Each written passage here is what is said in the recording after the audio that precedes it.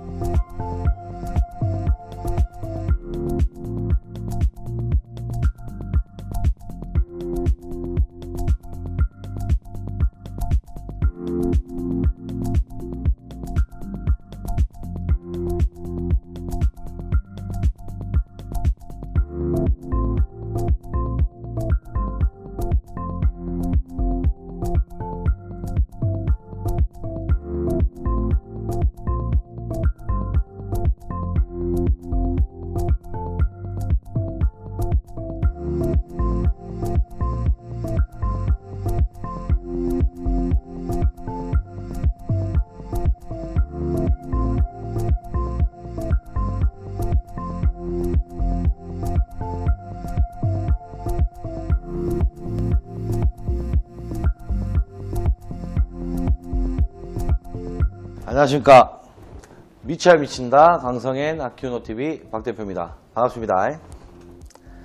프로젝트 C 현장 양산 카페 프롬픽 실행 예산서를 공개할 예정입니다. 규모는 작았지만 공사 시간은 좀 걸렸다. 사실 하루도 쉰 날은 없어요. 근데 이제 옹벽도 있고 미리 타설했다가 비계 털고 다시 바닥 정리했다가 다시 비계 메고 다시 공사하는 공정이 계속 겹치는 그런 부분들이 많았기 때문에 시간은 좀 걸렸는데 아무쪼록 마무리를 깔끔하게 했다라는 거 알려드리고요. 이거는 참고사항이고 알려드리고 싶은 내용인 거예요. 민원 대처 방법이에요. 시공사 입장에서 민원 대처하는 방법에 대해서 말씀드리는 게 아니라 건축주 입장에서 민원을 대처하는 방법에 대해서 설명을 드릴 건데요.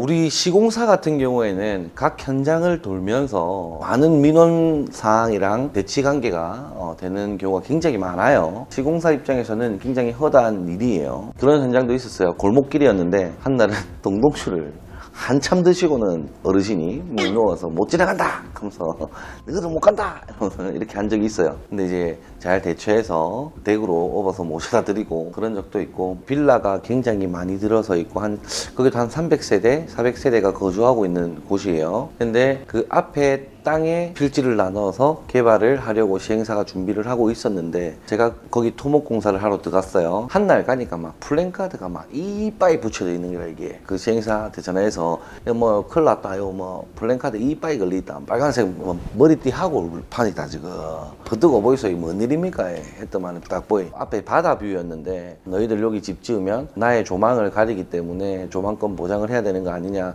집 짓지 마라 이러면서 이제 막 데모가 일어난 거예요. 알고 보니까 그 시행사 측에서 빌라를 짓고 매매를 할 때 앞에 건물이 들어오기 때문에 건물이 들어오는 거에 대해서 저항할 수 없다라는 조항이 또 있더라고요. 그래서 법원까지 가서 승소를 한 내용이에요. 그 뒤에 있는 빌라에 살 수도 있고 새 집에 들어갈 수 있는 사안에 놓여진 건축주도 계실 건데 이 양날의 검이에요. 그러니까 이제 뒷집을 계약할 경우에는 조망권에 대한 부분을 계약서에 어떻게 할 것인지 명시되어 있으면 잘 따져보시고, 새 집에 들어가실 분들은 뒷집에서 민원 사항이 걸려올지 안 걸려올지 미리 확인을 하고 앞땅에 대한 계약을 해야 되는 거예요. 자, 그래서 민원 대처 방법에 대해서 우리 건축주분들께 알려드리고 싶은 것들이 몇 가지 있어요. 생전 처음 짓는 집에 첫 민원을 걸리게 된다면 본인이 해결하려고 하시는 분, 시공사에게 맡기시는 분, 그리고 겁이 나서 달달 떨고만 계시는 분, 이렇게 세 부류로 나뉘는데, 겁이 나서 달달 떨고 계신 분들은 사실 무난하게 좀 진행이 끝나요. 왜냐면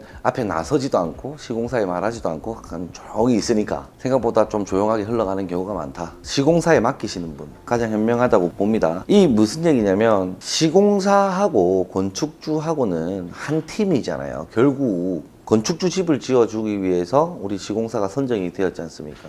그래서 민원 비용에 대한 협의가 계약 단계에서 이루어지지 않았다면 건축주가 부담을 해야 되는 게 맞습니다. 그 비용 부담은 건축주가 하되 해결은 시공사에서 원만히 해결하는 게 가장 좋아요. 시공사에서 해결을 해야 되는데 손발 벗고 뛰는 건축주분들께서 있어요. 왜냐면 우리 현장에서 분란이 일어나는 게 싫으시니까 좋게 해결을 하려고 건축주분들이 민원인과 직접적으로 만나서 해결하려고 노력하시는 분들이 많습니다. 그렇게 됐을 때 어떤 문제가 생기냐면 시공사가 얘기하면 기등으로 들어요. 일단 민원인이 너그 건축주하고 내가 얘기했다, 발주처한테 얘기했으니까 너는 공사하지 마라. 두 번째는 발주처에 돈이 엄청나게 깨집니다. 건축주 돈이 엄청나게 깨져요. 이 집에 이거 해주니까 저 집에서 이거 해달라 그러고, 저 집에 이거 해주니까 이 집에서 또 이거 해달라 그러고, 니 하니까 나도 이거 좀 해달라 그러고. 민원의 대부분이 돈을 달라라는 얘기로 끝이 나요. 또는 공사하는 길에 내 집에 이것 좀 해달라, 또는 오래된 담을 허물고 새 담으로 좀 바꿔달라,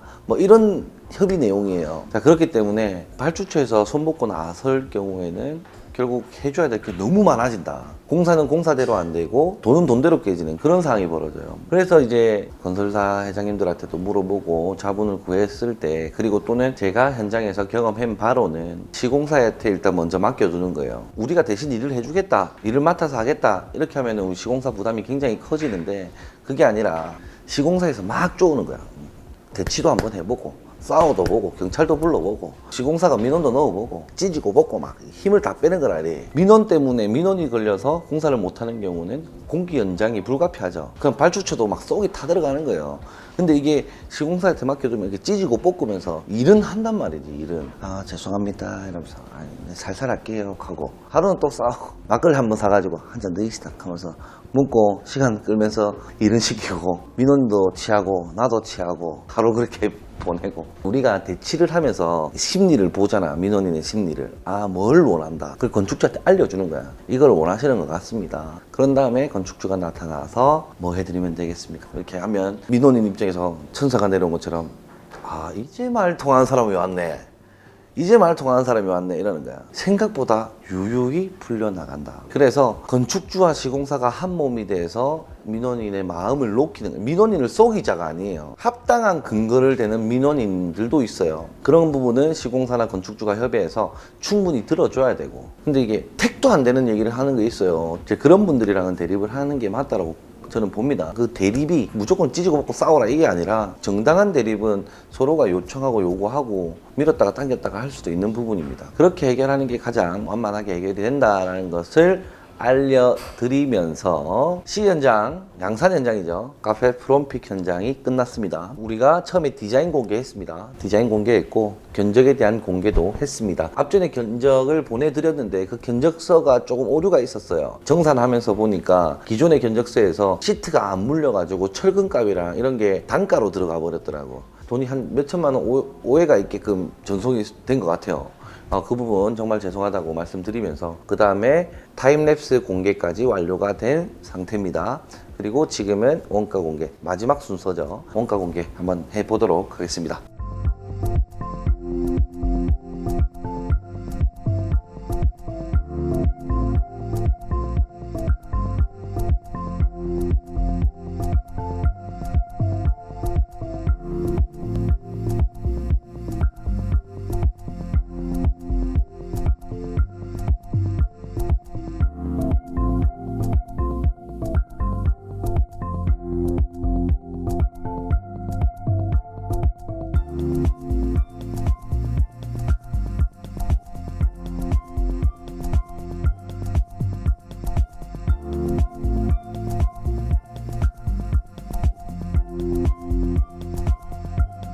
자, 여기 보시면 견적서라고 끝나는 게 있고 여기 변경이라고 끝나는 게 있어요. 자, 이쪽 편이 변경 내용이고 이쪽 편이 그 전에 실수가 있었던 견적서입니다. 첫 번째 가설공사 금액 볼게요. 가설공사 금액은 양쪽에 똑같습니다. 토공사 금액 한번 볼게요. 토공사 금액도 양쪽에 똑같습니다. 철근 콘크리트 공사, 철근 콘크리트 공사에서 많이 다르죠. 금액 차이가 얼마가 나냐면 1,400만 원 정도 차이가 나요. 그 이유를 보자 하니 여기 보시면 780원 돼 있죠. 톤당으로 바뀌어야 되는 거예요. 이게 잘못된 거야. 이게 톤으로 단위는 적혀 있는데 단가가 780원이라 돼 있단 말이에요. 그래서 제가 이게 톤으로 적혀 있는 거는 두고 단가를 올렸습니다. 그래서 이 금액이 이 부분이 달라지는 거였어요. 자, 그리고 여기도 시트가 두 개가 빠졌죠. 그대로 넘어왔죠. 이 금액이 넘어온 거예요. 그래서 금액 차이가 있고, 조적 방수도 똑같습니다. 그리고 창호도 여기 보면요, 금액이 여기 빠졌죠. 이 부분이, 이 금액이 빠져 있어요. 지금 제가 이게 보내면서 실수에 좀 잘못 맞췄나 봐요. 나머지는 다 똑같습니다. 올려 있었던 시트가 지워져 가지고 조금 실수가 있었던 것 같습니다. 양해 바랍니다. 서류를 구매해 가신 분들은 체크해서 제가 보내드리도록 하고요. 이메일 보내고 주고받기 싫으신 분들은 이 영상 보시면서 바로 수정을 하시면 돼요. 죄송합니다. 견적서가 이렇게 변경이 되었다라는 거 참고하시면 되고요. 공사비 예산 및 실행서예요. 자, 여기는 공사비를 견적서에서 그대로 빼온 거예요. 이 견적서에서 예산 금액으로 때리는 거예요. 매번 설명을 드리는데, 견적서는 견적서대로 그냥 건축주한테 보내고, 그 견적 금액에서 뭐 이유 없어, 이유 불문, 그냥 80% 무작위로 때려요. 그 때린 상황 속에서 이 80%를 맞춰 먹자 이거예요. 자, 이 80%의 금액으로 끝내보자 라는 목적을 두고 실행에 들어가는 겁니다. 이 금액대로 가면 80%를 아낄 수 있구나 라는 계획을 가지면서 가는 겁니다. 자, 여기 뒤에 있는 거는 현장 상호도 있고 개인 이름도 있고 해서 이 내용은 저희가 불러 처리를 해서 송출할 예정입니다. 가설공사비에서 330만 원으로 잡혀 있었던 금액이 2배 정도 불었어요.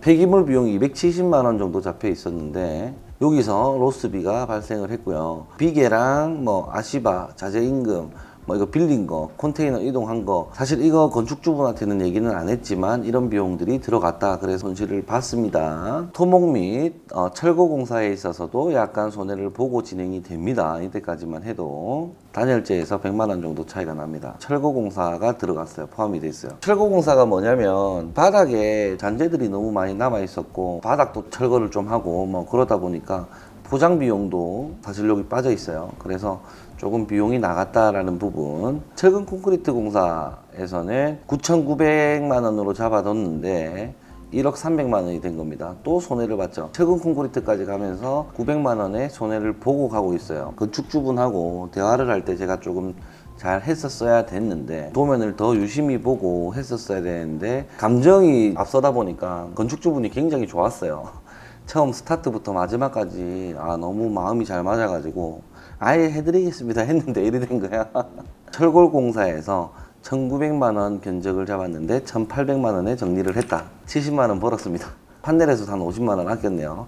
여기서 이제 본사공사 나옵니다. 본사공사를 하면서 많이 아끼죠. 300만 원 아끼고, 창호 유리 하는 데 있어서도 사실 여기도 제가 생각하지 못했던 부분들이 이거예요. 창호 유리 공사를 하면서 제가 미처 생각하지 못했던 부분이 난간이에요. 250만 원 잡았는데 540만 원 나와버렸어. 그래서 이 부분 실수가 좀 있었다. 그리고 나머지는 또 본사 공사가 들어가죠.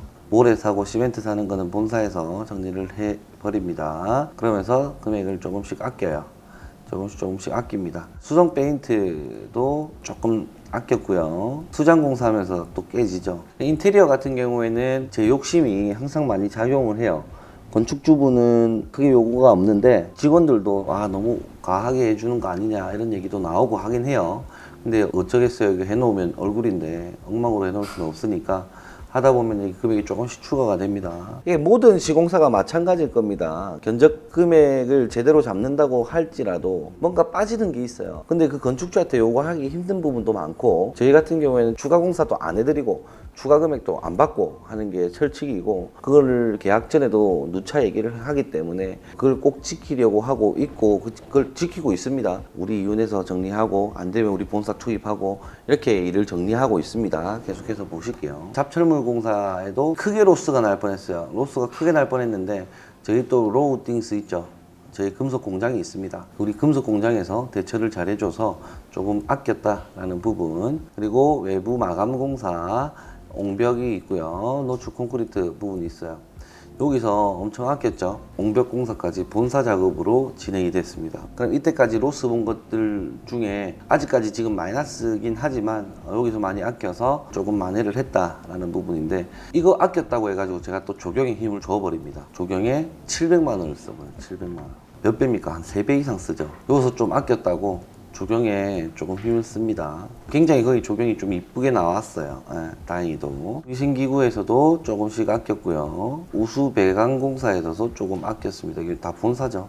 본사 진행했고요. 위생 배관공사도 배관공사 하면서 면허가 들어가기 때문에 이 부분은 추가되는데, 위생 배관, 외부 위생 배관공사 할 때 우리 회사 직원들이 너무 다들 바빠서 각자 현장에 있다 보니까 할 수 없이 하도급을 맡겼다라는 부분, 땡땡 설비, 하이 땡땡 설비라는 곳에 외주를 맡겨버립니다. 그렇게 하면서 여기서 조금 아끼지 못하고 넘어가 버렸어요. 전기공사도 제법 그래도 아꼈죠. 본사공사가 많았습니다.